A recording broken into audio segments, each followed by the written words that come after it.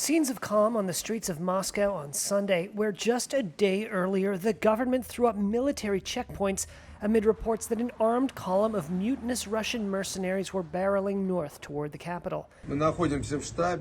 A tumultuous 2 days saw Yevgeny Prigozhin, the leader of the Wagner private militia, seize the southern Russian city of Rostov-on-Don and challenge the authority of President Vladimir Putin.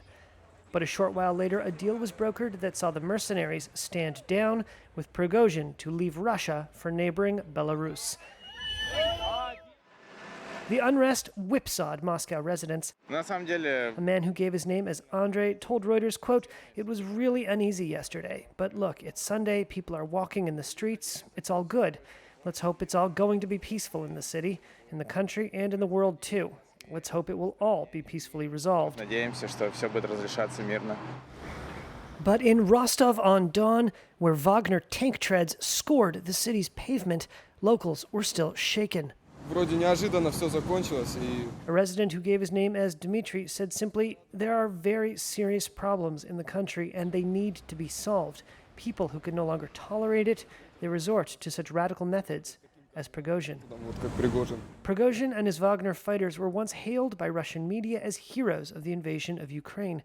But Prigozhin has been fiercely criticizing Russia's military leadership for months. On Friday, he claimed his forces were attacked by the regular army, prompting his apparent mutiny. The short-lived upheaval has raised questions over Putin's hold on power. It's the most dramatic military political confrontation in Russia in the last 30 years, since the time of the collapse of the Soviet Union in the early 1990s.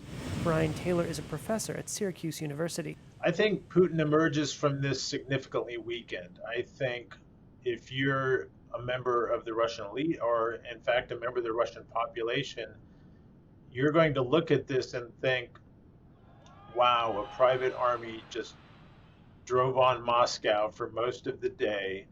No one stopped them, and they're allowed to leave, and no real consequences after the president went on TV and called what they were doing treason and made comparisons to 1917. U.S. Secretary of State Antony Blinken on Sunday said the Wagner mutiny showed cracks in the Russian president's hold on power, telling ABC News, quote, "I don't think we've seen the final act."